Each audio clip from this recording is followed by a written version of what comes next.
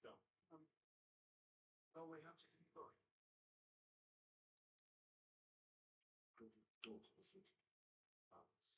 Nature. Also, this composition. I think if it were exposed, how some page. You guys smell that? No, not that smell. No, that smell that you think you smell is the smell of salt in the air from all these other fan bases who are just, oh, so salty that Ohio State just put on the greatest run in terms of being some of the best teams in the nation that we've ever seen. Seemed like every week the haters were saying Ohio State gonna lose. Oh, they're gonna get their ass beat at home by Tennessee. We put belt to ass to the Volunteers. We got freaking Nico Iamaleava out here damn near holding out, apparently. Funniest thing I've ever seen, right? After that, oh, we're gonna lose to Oregon, duh. What happened? 34-0 at halftime. Tough. Loser. No natties. Kick their butt. Then it's, oh, Texas is gonna beat them. Do I even need to say anything about that? Hashtag strip six. Jack Sawyer's still running.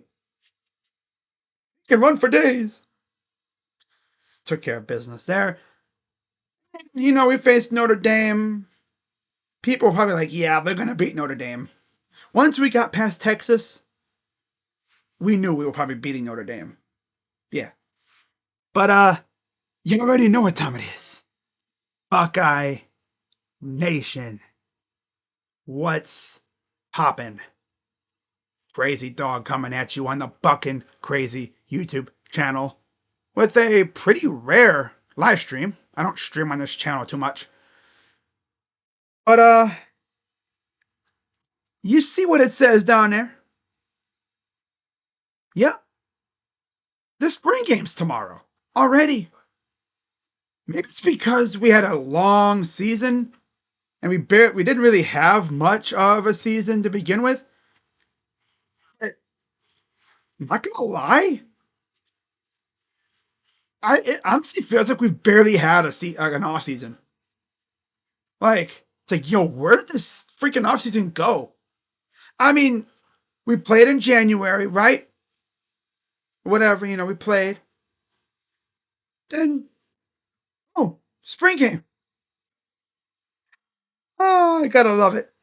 Gotta love it. So you may be wondering, what on earth am I going to be talking about in this live stream? Well, yeah, this is my 2025 Ohio State spring game preview. Now, from what I understand, it will be a spring game, not a showcase like what's originally thought. I actually heard of some teams not even having a spring game, which is tough, right? Because this is a chance for these guys to show the people, the nation, what they got, right? We love it. Oh, do I think they'll be tackling? No, probably not. It'll be just like last year. You don't want nobody getting hurt, right? I mean, come on. I know people say, oh, but it's just a wussy way to do things.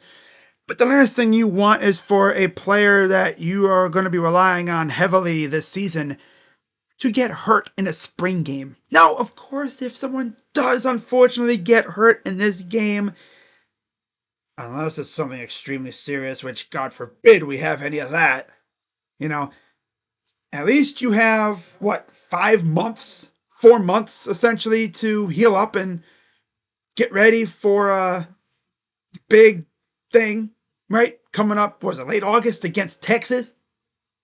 How about that? We face Texas again. Of course, they'll have Arch Manning. I'll get into that game way later down the line. Come, was it August when we play them? I swear to God, though, if they put us on Big Noon with that game, I'm gonna have to fight someone at Fox. Like, come on, you can't even put us at 3:30. Gotta be big noon. Stupid. It's freaking dumb. Yeah, essentially in this stream, I'm going to go over what I expect from pretty much every unit. Like what I'll be watching tomorrow. From the offense, the defense, special teams, and I might even go more in depth with position groups. Like, what am I really going to be looking forward to on the offensive side of the ball when it comes to the receiving core? Who am I going to be keeping an eye on the offensive line? How about the running backs, huh? Got a few new faces there. Oh, yeah, it's going to be fun. So, with that being said, let's dive right in, right? Legend have a couple bullet points to go over too. So yeah, to watch for Spring Game Edition. I almost forgot I made this. So the first thing to watch out for, the QB battle. Right? You look at the quarterbacks coming into spring. It's really three guys. Julian Sayin, Lincoln Keenholz, technically two. Tavian St. Clair, he ain't gonna play. No. Ohio State is more likely to bring in a third quarterback to even be like a mentor than to have Tavian play. It's between Julian and Lincoln. And honestly, they've both looked good during practices. And honestly, I'd say it's like neck and neck at this point from what I'm hearing. It's going to be fun heading into summertime. Now, another thing I'll be watching out for, what does the defense look like under new defensive coordinator Matt Patricia? And it's funny because people said, oh, yeah, the players are not going to like him. Well, from what I'm hearing and what I'm seeing, things are going well with that. It sounds like the players love this guy already. And it's me, or did this dude lose all kinds of weight? He looks skinny. Wow. Because I remember the last time I saw Matt Patricia, he was chunky and he had a big ass freaking beard going. Nah, he don't look chunky at all now. It's like, damn, all right. Right? I'm excited. And then another thing I'll be looking at is overall, who stands out? Especially the freshmen. Who of the freshmen stands out the most? Right? Are we going to see a lot of freshmen play this year? Probably not. You might see a few. Obviously, Devin Sanchez will probably be one of the bigger ones to play this year because if he won't be able to keep him off the field. There's no way they keep him off the field.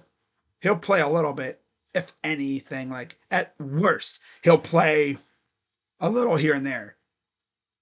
I mean, at best, he ends up being your number 3 corner. Next to Jermaine Matthews, and I could say like Bryce West even too. Or Davison. Yeah, Davison. I forgot he was still here. Damn. I mean, you got Jermaine, you got Davison. Yeah, I could see Devin maybe even taking like a nickel spot away from Lorenzo. I'm actually surprised Lorenzo's still here. Okay. Interesting. Yeah. Now, here's something I just found out.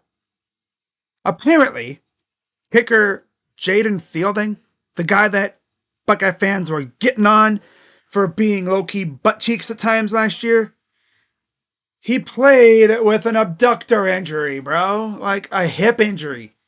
This dude was doing kicks in the biggest games with an abductor injury, bro. Like, what? And I'm pretty sure he said he hurt himself in the Marshall game. Now, let me see how he did in that game. Let me see how he did. Was that the game when he had 3 straight kicks go out of bounds? Because that might have been when he hurt himself. And he didn't tell anybody. Like, literally, Ryan Day had to go up to him pretty much and say, yo, what's going on? Are you good? I still can't believe he freaking did that. All right, let's see here. I'm looking on the ESPN site. Love how they hide college football when it's not in season. Okay, there we go. All right, so, but yeah, I'll be definitely looking at who stands out. And then, got any booms? Because we've had quite a few already. Now, do I expect any tomorrow specifically? No, probably not. I'll be shocked if we get one tomorrow. But don't be surprised if we have a few coming up in the next few days. I mean, you look at the visit list, and there are some big time names in town for tomorrow. I'm going to actually go through pretty much most of the list. Because, yeah, you got some big time kids coming in. Like, I've already heard, like, Felix Ojo, who's one of the top O linemen in the country, he's in town. Tyler Atkinson, arguably the best linebacker in the class, he's coming in for this weekend. And you're probably going to have many more. Derek Cooper from Chaminade Julienne, where Jeremiah went, he's in town. Or at least he should be. And of course, Favor Aki. He's making his, what is this, fourth straight like week with a visit? Like, dude, is this kid gonna commit soon? I mean, damn. Like, we offered him, and he's essentially making up for the time lost by visiting almost every few days. Every time I look on Twitter, this dude's tweeting about, I will be at Ohio State this weekend. I'm like, this dude just loves being at Ohio State. Sooner or later, that's going to culminate in him committing. It's only a matter of time. It's only a matter of time before he eventually commits. And I know Buckeye fans will definitely welcome him with open arms, because you look at what our running back room looks like as of right now. It's a deep room. You got James Peoples, who is going to go crazy this year. You got CJ Donaldson, C4, and of course you got Turbo. And then you have Bo Jackson. Not that Bo Jackson, no relation. But yeah, from Ohio. Cleveland area, VASJ High School. Yeah. Word is, he's been lighting it up in practices. And I could see that being most of what we see at times this year. I think we see a lot of James Peoples, CJ Donaldson, and Turbo. Those are probably going to be our three main backs for the most part. You might see a few others here and there, but yeah, it's going to be those three most likely, taking the majority of the reps. It's cool though. We have a dude named C4 and a dude nicknamed Turbo. And it's funny because I remember during one of those high school all-star games, Turbo damn near ran it for a touchdown. I think it was it was a running play. Or maybe it was something else, but he almost had a touchdown. But he said the only reason why he didn't score was because he hurt himself. Like, that dude fast as hell. Like, damn. All right. So, yeah. I'm hoping we get some booms this weekend, which I think we could at least see one or two. I don't think it'll be like what we've seen recently, but I think, we could be surprised. So let's see. Here's the list from On3. First off, they did an article talking about four of the top 25 stars will be in town. Felix Odkinson, the two biggest names on the list, are going to be there, of course. Ryder Lyons, he'll be there. That'll be interesting. Of course, Favor Aki and Caden Dixon Wyatt. If the Buckeyes are able to swoop in and take Caden Dixon Wyatt, who currently plays with Chris Henry Jr. in high school at Mater Dei, you take Dixon Wyatt to go with Henry Jr., you swipe him away from Oregon. After Oregon was so sure they were going to get Henry Jr., right? They were going to be, we're going to flip them. Henry shuts down his commitment, and then the Buckeyes get Dixon Wyatt. That would be awesome. That would be beautiful. Some other notable names, Derek Cooper, the number 3 running back in the nation. David Gabriel Georges? Okay, 2027. number 3 tailback. Okay, that's cool. And then you have, of course, PJ Dean, who recently unveiled that Ohio State was in his top 3. Love to see that. Landon Barnes, the number 17 edge rusher. He'll be in Columbus. Cameron Brickle and Derek Coleman-Brusa are also coming in. Dean has been considered a Georgia lean, but he's always had OSU in the group. Yep. And then, of course, you'll have a lot of, a couple of the commits coming in too. Guys like Bradford, Caldwell, Greer. They're going to be coming here, gassing the heck up out of Ohio State, saying, hey, you want to be with us? Like, get over here. Come on. Yeah. Waiting for it, fool. Because that's what they do. You get the commits coming in there, and they will, gas up the school and talk about how amazing. You could just see, like, those guys walking the other, visitors through the Woody Hayes Center, and they walk up to that natty, and they be like, man, we could all win this. Again, we could go back to back. Right? Or back to back to back. I mean, just imagine. We could all be legendary here. Keep up the amazing tradition that all of a sudden we have really just hit into overdrive with. It's so funny because Ryan Day was one of the most slandered and like hated on coaches over the last few years. People were criticizing him like crazy.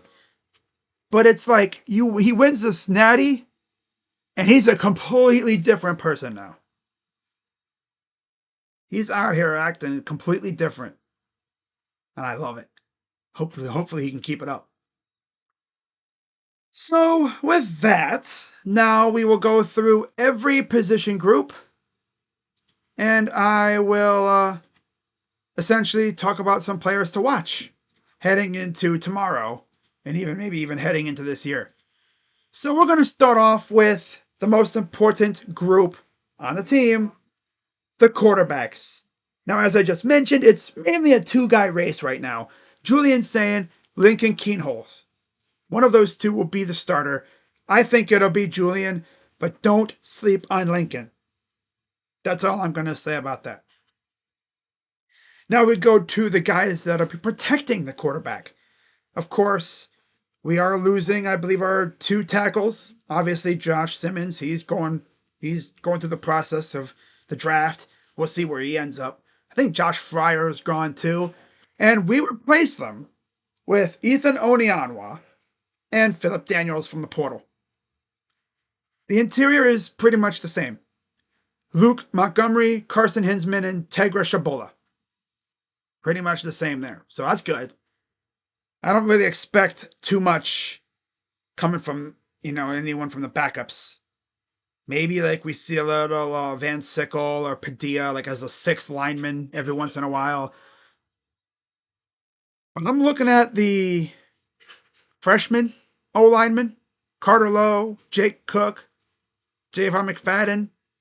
They could be solid depth if needed. So yeah, we got a deep unit. Love to see that. But low-key, one of the units I'm most excited for on the offensive side isn't even the receiving corps or the running backs, which I've already went through. It's the tight ends. Because, remember, before Chip Kelly left to go to the NFL, he had went out and made contact with one of the top tight ends in the portal, Max Clare from Purdue. I wasn't even sure we were going to get him. I kid you not. I was like, it's cool that we're interested, but I think we were a little late to the party. I thought we were a little late. Well, it turns out we weren't. We were just in time. Because we were able to swoop in and take Max Clare. And now you have Max Clare. You have Will Kacmarek, who I heard actually got hurt somehow. Heard he was like in a walking boot. That's tough. Bennett Christian, who was suspended all last year. And maybe we finally see a little of Jelani Thurman actually not bobble the damn ball every time he touches it. What about Demarion Witten, too? We're going to see him a little bit? I'd expect so.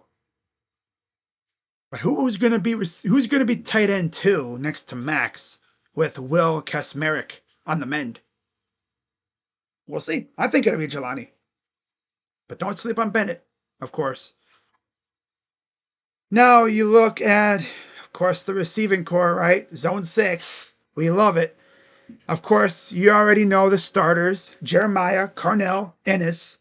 Duh. Easy. But who's going to be receiver 5 and 6? Because receiver 4, that's going to be Mylan Graham. Yeah. He's taken over receiver 4 right there. But who's 5 and 6? Bryson Rogers, I think, will definitely have a case for receiver 5. Based off the fact that he is, a redshirt sophomore.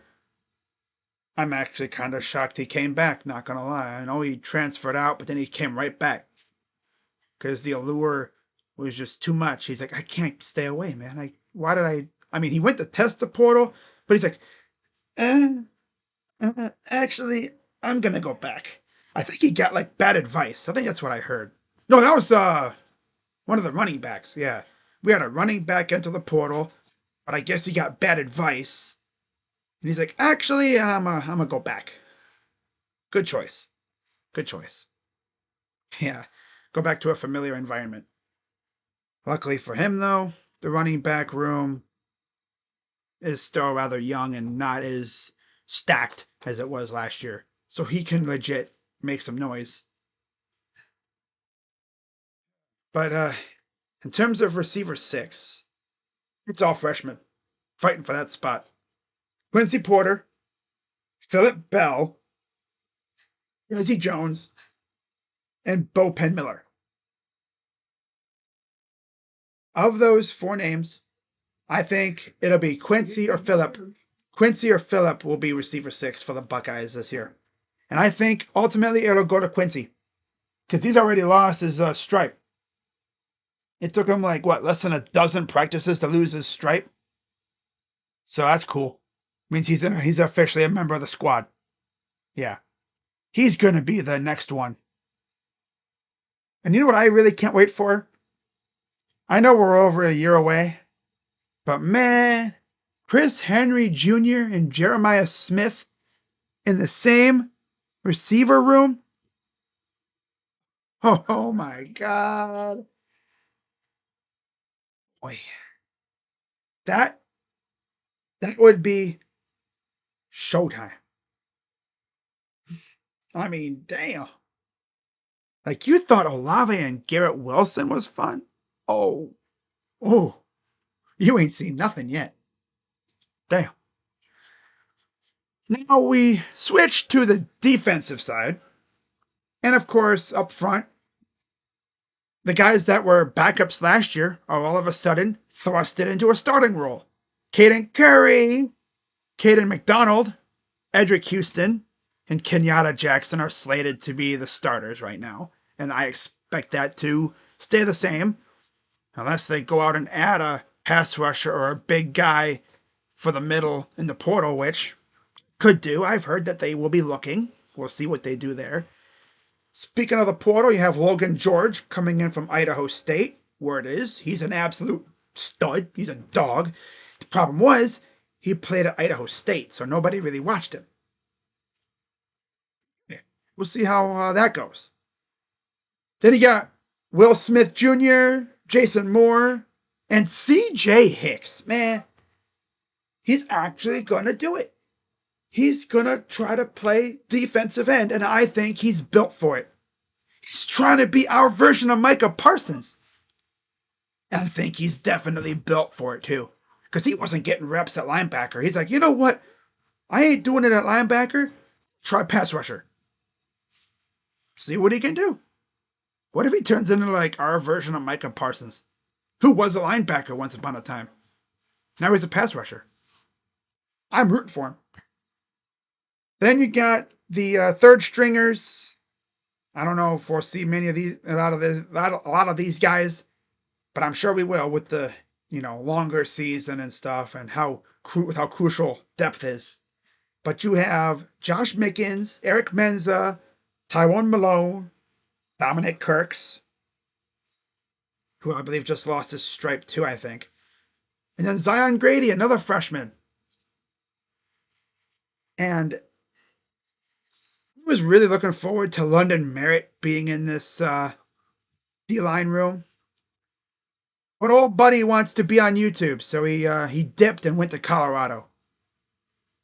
Yeah, he wanted to go play on YouTube and go be with Coach Prime. That's literally what I thought when I saw him. Like, this dude wants to be on YouTube, fool. He must have watched the Well Off Media videos and like, I want to be on those videos. You mean the allure of winning a national title didn't mean that much to him? Because let me tell you something, fool. If we play Colorado this year, it's belt to ass. God, belt to ass. Just beating up on them buffs. We eating buffalo wings, boy. But obviously, I don't think that'll happen. We'll see how they do this year. You know, of course, Shedeur, Trav are gone, and yeah, we'll see how Colorado does. They just gave Dion an extension. Like, bro, not gonna lie with that. You know how down bad you gotta be to finally have a winning season for the first time in God knows how long. The first little bit of success you have, and you extend Dion because, like, man, this is the best season we've had in a while. We got to do it. So they did it. Give him credit, though. You know, he built that team up. See what he can do in the Big 12. But it's just so funny to me how London Merritt dipped so quickly from Ohio State. Man, honestly, I'd be like, but, like, we can win a natty here. What really kills me is, like, I'm not hating on London Merritt at all.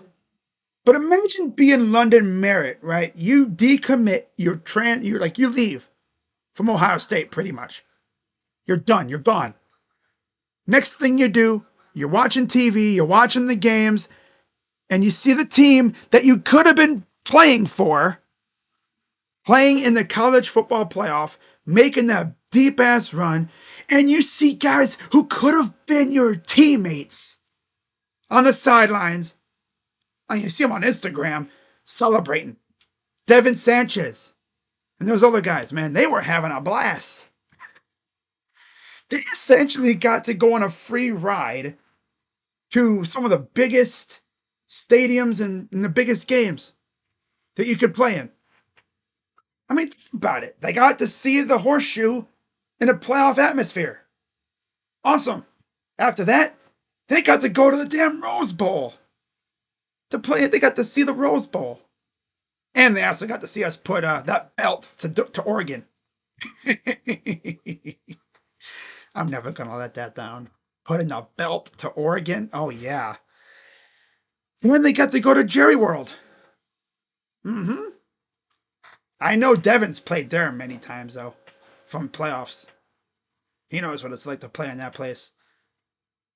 You know, you go to Mercedes-Benz Stadium to play in the Netty. They weren't even officially, like, football players on the team yet. They were essentially just along for the ride. But again, you know, I'm not going to hate on London. You know, he wants to actually play. I think it's just the fact he wanted to start. He wanted to actually play. He saw what we have, and he's like, damn, bro, I ain't going to be playing for a couple of years. So he wanted to go play now. Wish him the best.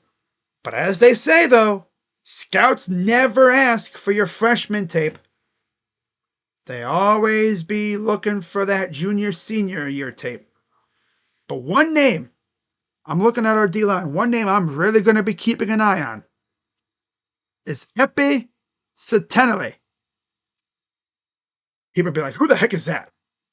He's an edge rusher that we swooped in and stole from UCLA before signing day back in December. After we lost London, the Buckeyes went out and got Epi. From what I've seen, he's what you would call a speed rusher. He has that burst off the line. He'll be in the backfield in no time. and I'm excited to see what he can do. Oh, you look at the linebacker room again. Sonny Styles, Arvell Reese are slated to be the starters. That's fine. Uh, Pierce, watch out for that kid. Riley Pettijohn, dog. Garrett Stover. Do I need to say more? He's the brother of Farmer Gronk. I mean, come on. By the way, did you remember the other Stover started off as a linebacker? Yep. So yeah. Then you of course you have TJ Alford, and I'll never forget, the fact that there was legit talk of TJ Alford actually flipping, but he never did. Yep, he didn't flip. He stuck around. Give him major credit for that. But how about Ty Howard? People that are new, they haven't really been paying attention. They look at that and they go, "Who the heck is Ty Howard?" He's the brother, yeah, the brother of Bo Jackson, the running back on the team. So it's cool, little family thing going on. That's cool. I don't know if he'll play much, but at least he gets to be on the same team as his bro. That's cool. Sentimental. That's awesome. But on defense, the unit I'm really, really excited about is the secondary. Jermaine Matthews, Jalen McLean, Caleb Downs, of course, Davison Igbinosun, and Lorenzo Styles. That's what it looks like right now in terms of our starting unit. But like I've said before, Devin Sanchez will be starting at times. He'll be coming in for bits and pieces. They're not going to be able to keep him off the field. No, he's too good. He's what you would call a Jeremiah stopper. One guy who could legit actually guard Jeremiah is on Jeremiah's team. And when those two go at it, they're going to make each other better. It's the way it goes. So then you have Fahim Delaney. I heard he's doing really well in practices. Malik Hartford, Aaron Scott, Bryce West. That's your second unit, according to our lads, which again, a lot can change. Miles Lockhart, Jordan Woods, who we got as like a late addition. Leroy Roker, and then Keenan Nelson, who came in as a transfer last year. Maybe we actually see a little bit of him this year. Now, for anyone who hasn't been paying attention to recruiting, you will notice one name's missing. Yeah. Remember Naeem Offord? Right? Kept telling us, "Oh, I'm locked in, bro. I ain't going nowhere. I am a Buckeye through and through." If you ask any Buckeye fan what they thought of that, we were like, "Oh, this dude's lying. He's lying his ass off. He's gone." I mean, come on.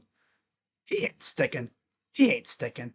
And sure enough, he flipped to Oregon. And it's funny because you go on Buckeye Twitter after that, people are like, "Why did he flip?" Word on the street was he got a shoe deal. Naeem Offord gets a shoe deal.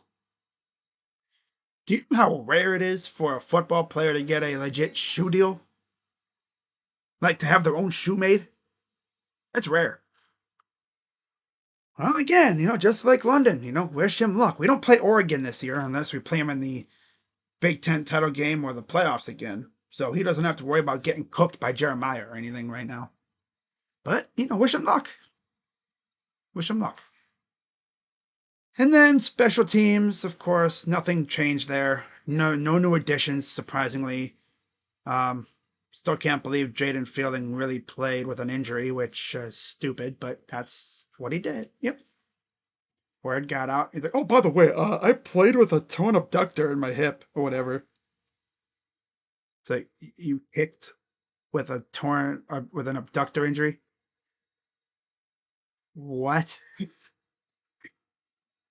Huh? You played injured? It's even more impressive because this dude actually made some good kicks too. I'm actually shocked. But hey, obviously it didn't hurt too bad. But okay. So, what else is there really to talk about? Nothing? No. Now, is there anybody that I could see committing? After the spring game? The only one I can really think of right now, as I take a look at the predictions, the only one I can think of realistically right now, besides the guys I've already talked about, is Favor Aki. This is his 4th visit in like a few weeks since we've offered him. And I just feel like he's going to commit any day now. He could commit like a day or so after the spring game. Heck, he could be committing tomorrow. He might be a silent commit already. He might have already told the coaches, I'm going to be a Buckeye. Just don't tell nobody yet. No, don't tell nobody yet. I'm going to announce it later on. So, we'll see what happens there.